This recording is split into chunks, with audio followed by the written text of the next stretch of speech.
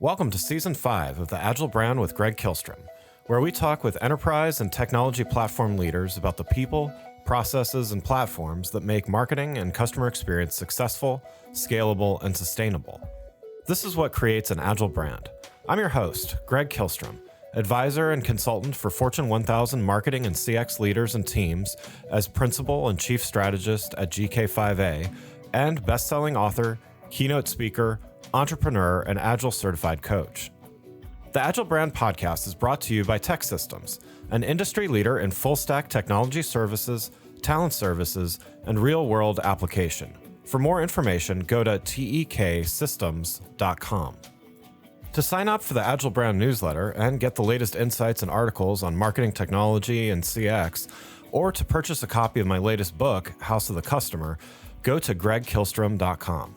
You can also find all my books on Amazon and other retailers. And now on to the show. Today we're going to talk about how to create the most business and customer value by maximizing your usage of event data. To help me discuss this topic, I'd like to welcome JR Sherman, CEO at RainFocus. JR, welcome to the show. Thanks a lot, Greg. Very excited to be here and talk with you. Yeah, me too. Looking forward to talking about this with you. So let's start by you giving a little background on yourself, as well as a little bit about what RainFocus does. Sounds great. Each time I do this, I realize how old I'm getting, but I've really been in and around face-to-face events and event experiences my entire career, building an outsourcing company in the 90s that provided turnkey services to run demand generation events for high-tech companies around the world, so road shows and conferences. And that was really kind of the birth of the appreciation of what happens at events, the relationships that are built and grown, and how important it is to be with customers at these events. Just enormous amounts of business being done and relationships being built. So coming out of the 90s, got into the software side of it and really wanted to begin to capture the power of face-to-face, in a digital way so that organizations could make use of the data that's captured about behaviors and interests and preferences and do something meaningful with it, really at the dawn of CRM and marketing automation back there in the early 2000s. And ever since, it's been a pursuit of trying to find a way to better aggregate data in events, around events, and across events so that organizations can use that in a meaningful way to build their relationships with their customers. RainFocus has really been the opportunity, I would say, after all those years, to build something from the ground up the right way to be able to do that. So that's my career in a nutshell. That's great. Well, yeah. And we're gonna talk about events and event data and talk about it in a few different ways today. So let's start with a little background though, and certainly, given your experience in the event space, I'm sure over the years you've seen probably just a lot of challenges in general with events. But talking about data challenges specifically, what are some of the common data challenges that you've seen potential customers have and as related to events? Yeah, sure. And there's so much depth we could go into here, but I'll try to keep it fairly high level because everyone shares the same challenges around their event programs. And really at its early stages, if we think about technology around events, it really was born out of organizations going to their ad agencies or their marketing production agencies who were building the stages at shows and saying, hey, build me some tech that can, register people or capture some data.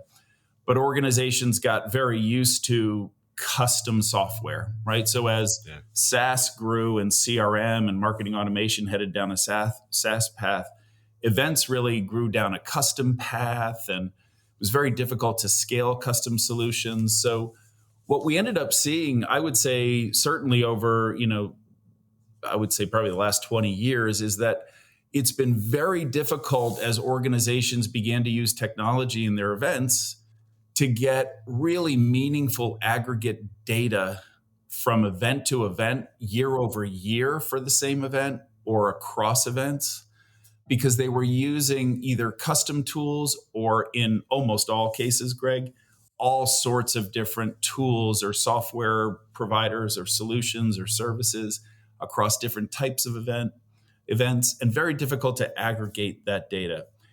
I would summarize it, Greg, as like it's all really founded in most organizations will tend to think of the event as the center of the universe when it comes to data. And the data they're collecting in many instances is designed to help make the event better.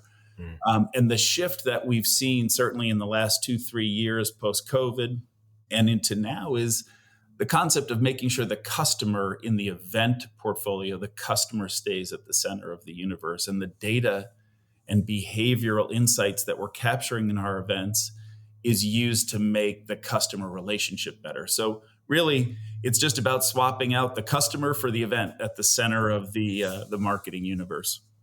Yeah, and so I would imagine there then that, I mean, you mentioned it's almost like each event is a silo. If you use a different platform each time, or use a multitude of different platforms that don't talk with one another, there's all these silos. There's not really everything is kind of anecdotal, or Mhm. at the least, like apples, not apples to apples. It's sort of, well, this platform lets us see this, and this other platform lets us see that. So, when an organization prioritizes data, and in the way that you said, I love the way you characterize that as putting the customer first, and the events are things that the customer goes to, but the events are part of the customer's journey. In other words, is what I think you're saying. Yeah. When an organization prioritizes event data in that way, what are some of the things they're able to achieve that they weren't previously able to? Yeah, that's it exactly, Greg. And that's where it's gotten really exciting over the last few years. And technology, yes, has enabled a lot of this, but that's when we used to see organizations say, "Hey, I want to unify my marketing, and I want all my event data to flow into my marketing tool sets and my marketing automation platforms and CRM." But my problem is each event, like you just said, Greg, is a point in time. And I can't take the data from that event with one customer and homogenize that and get it into my marketing automation and CRM and understand how to what attributes I would say I can give that event for moving my customer forward. So instead, all of that individual event data was purely being sent over the transom and put into the marketing automation system. And then the digital campaigns were run against those folks to gather the same information we already had from them attending events and exhibiting behaviors. Yeah. When we start to look at the ability to use, perhaps a single platform across your whole event portfolio, you can do what we call unify your events in order to unify your customer journeys. And it really is a critical first step, is the ability to view attendees as a single global attendee as they visit different experiences. And they can be virtual, hybrid, large physical conferences, small breakfast meetings, seminars. But we want to recognize customers too, and in between those. And then we also want to be enhancing what we know about them from other marketing information, digital marketing information. And that would be, the most current thing we've seen is taking a unified event portfolio where you've put a platform in place to recognize a global attendee, and matching that up, Greg, with your, whatever your central marketing database, I would say, Yeah. is that you choose to go with, right? So it could be a CDP, it could be your marketing automation platform, it could be CRM. But if you can unify your event portfolio where you're using a single data instance to track attendees and their behaviors at each event and across events, you can then take that ID and link it in real time with the overall digital ID you have for that customer. And that's where the force multiplier is. That's where we're able to personalize at scale, meaning what we've learned digitally, we can now use to recommend physical event attendance, session recommendations, exhibitors to visit, virtual briefings to go to. And then likewise, as we gather the participation and behaviors in those experiences we are feeding back to what the next perhaps digital piece of content might be. So Yeah. we're unifying that journey that a customer has with a brand between digital marketing and event marketing. And that summarizes what technology, and very recent, technology has enabled for organizations to do. And I do think COVID played a huge role in driving an accelerated evolution towards that. Yeah, yeah. And so, I'm glad you mentioned personalization because, I think all of the that's kind of why we do this in a sense is, collecting, recognizing the customers across the journey, events being a part of that journey, but not the only part of that journey, and then matching all the data.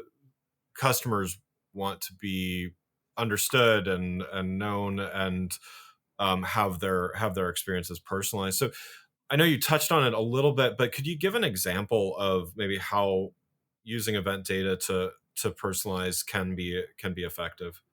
Yeah, yeah, absolutely. And I'll take it a level further too, if it's okay, Greg, and say if we think about an organization that has married their event data and their digital data, so connecting the global attendee ID with that CDP or that global ID they have for that customer, what this means is from a recommendation and an efficiency standpoint, we can be sure to put the right most relevant content in front of a customer, not just in the right venue or medium, virtual, hybrid, or physical, but also at the right time in their journey with the brand.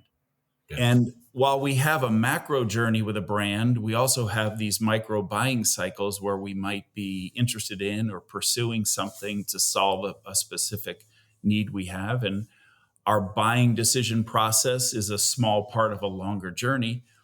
But if we understand where they're at in that journey, and we know based on their behaviors at both events and their consumption of digital marketing content, what their preferences and interests are, we can recommend and put the right content for where they are in their buying cycle and their journey in front of them. And based on their previous participation, we can also know that they prefer face to face. They prefer smaller face to face environments. They prefer large conferences where they have lots of choices, and they tend to spend a greater amount of time participating in many sessions.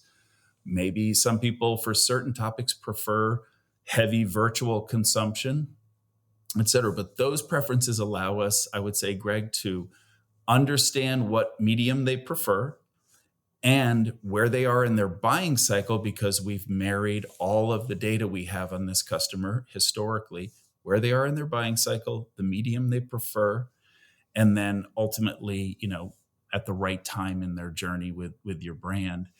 That, as a customer now, the value to you is efficiency.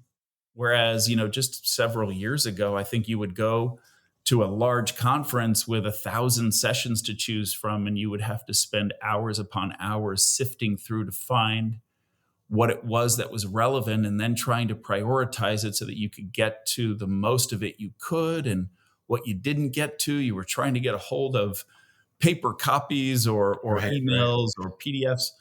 This environment allows you to very efficiently see recommended targeted agendas that match where you are with the brand and your buying cycle in an environment or medium experience that you prefer, and then really efficiently consume that content.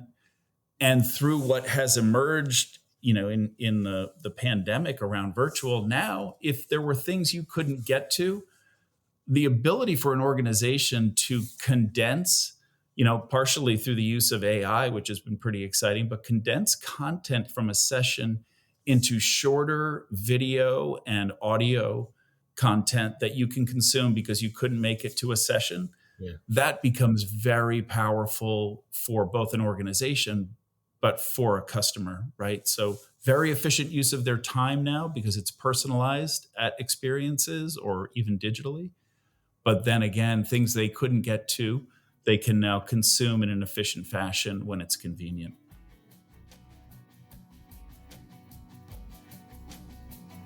Before we continue, I want to tell you about the upcoming AI4 2023 conference, August 7 through 9 in Las Vegas at the MGM Grand. AI4 2023 brings together business leaders and data practitioners to facilitate the responsible adoption of artificial intelligence and machine learning technology. The conference features leaders from brands like Amazon, JP Morgan Chase, CVS, Estee Lauder Companies, UPS, New York Life Insurance, United Healthcare, and many more. While it's not specifically for marketers and CX professionals, there are plenty of topics both directly and indirectly related to the work you do every day. To learn more and register for the conference, go to ai4.io/USA/register. That's ai4.io/USA/register. And you can register with the code AgileBrand for 15% off your registration. That's AgileBrand, all one word. I'm excited to hear from this amazing lineup of speakers and thought leaders and hope to see you in Las Vegas. Make sure to register at ai4.io/USA/register with the code AgileBrand for 15% off your registration. Now let's get back to the show.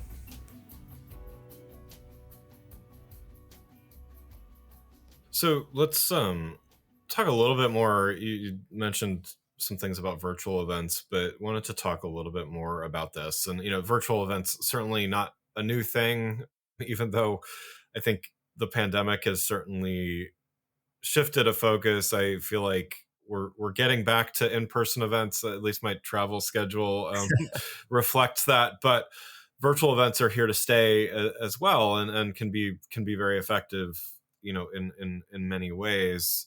But the sheer volume of these meetings and even hybrid meetings, has certainly grew very quickly, and certainly driven by the pandemic to start.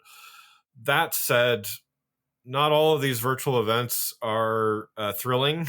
There are a lot of PowerPoints and a lot of kind of dry webinar stuff, and I might have seen a couple of those in my day. But how should organizations be thinking about whether it's virtual, hybrid events moving forward, to maybe use data to better, to enhance some of these more ordinary virtual events? Yeah, for sure. You know what? Such an exciting topic, and we're in this convenient position to look back upon the pandemic as opposed to being in it Right. with, the panic of how do we stay in touch with our customers, right? But Yeah. being able to look back and reflect on all of the lessons that were learned in a very short amount of time as brands struggled to quickly ramp up and deliver content to their customers and prospects without the ability to get together with them. So much was learned. There was one thing that we used to say to our customers when this all happened in 2020, which was pause, take a breath, and remember that events and the power that we've seen in the relationships that are built and grown at events, they have the same common elements, whether they're online or face to face. You create an engaging, captive environment, and you bring relevant, personalized content to customers at the right time in their relationship with your brand. So let's not lose perspective here. We might temporarily have to do that in an online environment from a laptop somewhere. Right. Whereas we might have done it at the Moscone Center, last year in a room. But let's just stick to those important aspects, right? A really engaging environment and the right content at the right time in what I would refer to, Greg, as an ecosystem of attendees or customers, executives and analysts and presenters and sponsors. And that ecosystem in that environment is what makes that intangible thing. It's like there aren't words for it at events where there's this excitement and energy of engaging with those different constituents in that ecosystem. Let's move it online as best as we can, create an engaging environment, and get the right content out there and drive networking and communication between these constituents. And Yeah. I would say that as we came out of this, the lessons that were learned, the most basic one, I would say, which has been a resounding message that our customers have talked about, is virtual events play a very key role in driving awareness and interest, but they really struggled in helping deliver closed business Mm. and really driving those last phases of a buying decision and relationship growth. Yeah. Whereas, physical events sometimes can be difficult for just driving awareness and interest because you're overwhelmed with content and people to meet with. So if you don't have a specific thing you're trying to accomplish when you go there, you would be lost in a maze of potential content and people to meet. So we kind of figured out that there's a way to use virtual events, even hybrid engagements, and physical events of different sizes and complexity at different times in a customer's journey with your brand, like we talked about, or in a buying cycle. Yeah. If they're looking to make a decision, then we can recommend a physical event environment where the rep and the technology experts or product experts in another industry can be present and help that person make a decision right there and build the relationship. But if they're just interested in getting some information and learning more about AI or security or something, we've got a great way to do that with short, pithy content virtually. That was a big lesson, right? Is Yeah. people are not going to sit through 55-minute sessions online, right? Those probably have to be capped at about 20 minutes or you lose folks. But we can use that to generate awareness and interest. And as people move through a buying cycle, we can then direct them to the experiences that are perhaps face to face. So, probably one of the best lessons coming out of this is building a mixed portfolio of event assets, virtually and physically, and then mapping customers and prospects into those experiences with personalized content depending on where they are in the buying journey. And lastly, Greg, just only possible if you are really using, if you're thinking of your events and the data at events in a platform way, as opposed to, we got a venue, we found hotels, we got speakers, we hired a band, and we got some technology. Right. It's got to be more, we have this event experience we've created, and it's going to run on our platform that is integrated with our overall customer data platform. So, Yeah. really exciting stuff, though, that you can do now based on what we learned about virtual and its role in a customer journey and how to drive people towards more physical engagements, et cetera. And I think the right mix of those is a competitive differentiator for any CMO in any vertical. So, that's how I Yeah. would summarize it.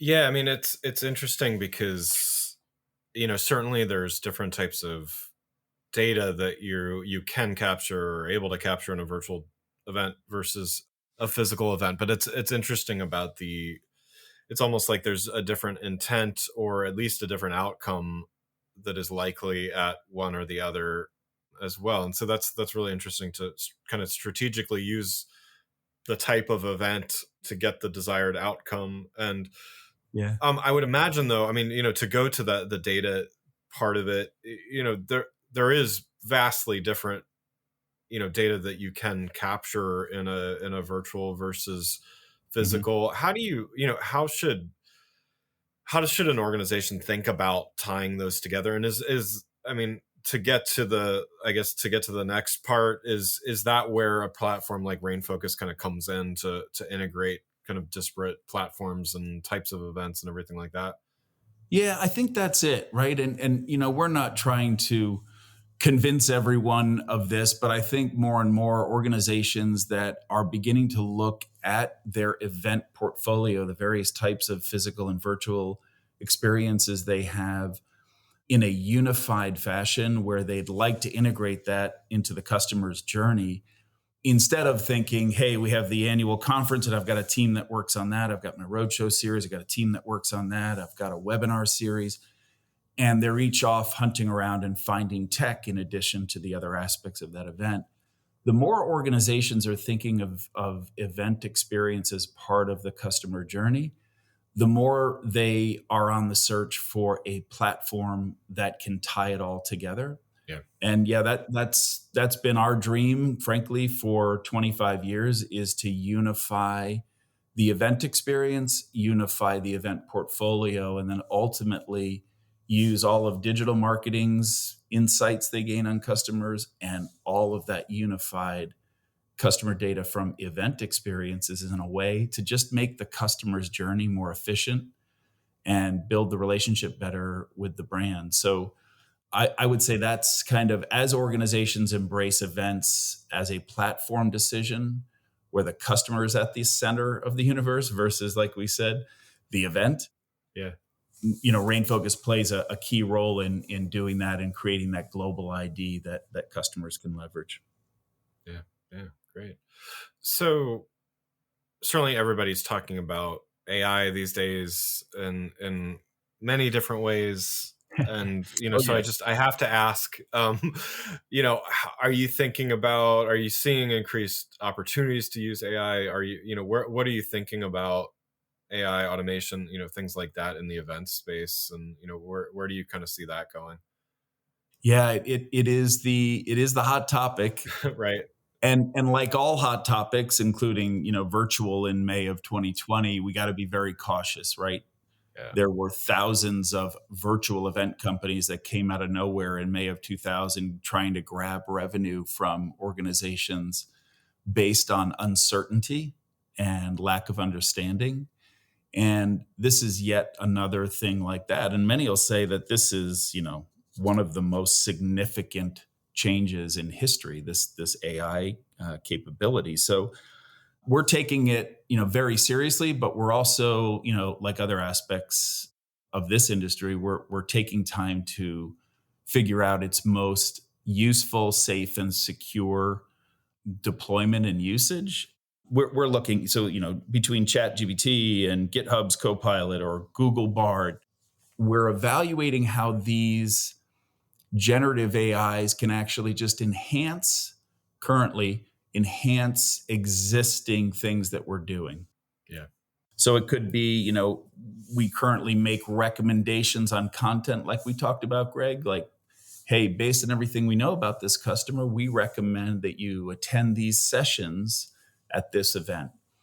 What AI is able to do is to take perhaps greater aspects of data about that customer that, than our current recommendation engine might have, and we're using that now to just enhance the recommendations in a more informed fashion. Or text moderation, creating better content, right? So we'll take a piece of content that's been written and we'll run it through this to enhance it, to make it, larger or greater, maybe even perhaps more accurate. Then there's some crazy usage such as facial recognition that we're using for check-in at events, translation services. Nice. But these are things that existed, and AI is allowing us to make them more efficient, faster, maybe more accurate, more comprehensive. And we'll continue to evaluate it. But, it's super important, as everyone evaluates it, though, that we keep an eye on, data privacy, copyright ownership, Yeah. and really protecting content and personal information as our number one priority. But it is pretty interesting the way AI can enhance just some of the cool functions that we're providing in our industry, and I'm sure that's similar in other industries as well. But that's really where we're at right now. We're testing the waters. We've got it deployed in recommendation engines, translation, facial recognition, text and content moderation. So being able to track interactions between attendees and speakers and exhibitors, and making sure that it's being moderated properly. And it's really effective for that. Beyond that, we continue to research it and look for opportunities to deploy it, but we're trying to do it in a safe, measured fashion as we learn, as the whole world, frankly, and our industry learns more about how it can play a broader role. Yeah. Yeah. No, I think that sounds like a smart approach to me. Well, JR, thank you so much for joining the show. I've got one last question before we wrap up here. So, you've given some great advice already, but what's one piece of advice you'd have for organizations that they want to start using their event data more effectively, but maybe not sure where to start, what's something they could do today to take a first or maybe next step towards? Yeah, for sure, Greg. I would, to try not and be repetitive for folks who have listened to this, I would just emphasize that one point, which was shift the focus from the event to the customer and think of your event offerings and your portfolio of experiences as a unified platform decision. And then you can focus on orchestrating content into that experience for the right customer at the right time. And when you do that and you think of events as a platform and you implement a platform, you can then take that individual and treat them as a single global attendee, marry that with your global ID for that customer across the digital marketing realm. And then you've really enabled the ability to personalize the journeys for your customers at scale across digital, virtual, physical, and really create a competitive advantage for yourself. So that would be my number one recommendation. The technology exists at last to be able to do that. And those that jump on that, I think, will create a really good opportunity for their brand. Wonderful. Well, again, I'd like to thank JR Sherman, CEO at RainFocus, for joining the show. You can learn more about JR and RainFocus by following the links in the show notes. Thanks again for listening to the Agile Brand with Greg Kihlstrom podcast, brought to you by Tech Systems. If you enjoyed the show, please take a minute to subscribe on your podcast channel of choice and leave us a rating so that others can find the show more easily. You can access more episodes of the show at www.gregkihlstrom.com. That's GregKihlstrom.com. To get a copy of my latest book, House of the Customer, visit my website, or you can find it on Amazon or other retailers. The Agile Brand is produced by Missing Link, a Latina-owned, strategy-driven, creatively fueled production co-op. From ideation to creation, they craft human connections through intelligent, engaging, and informative content. Until next time, stay agile.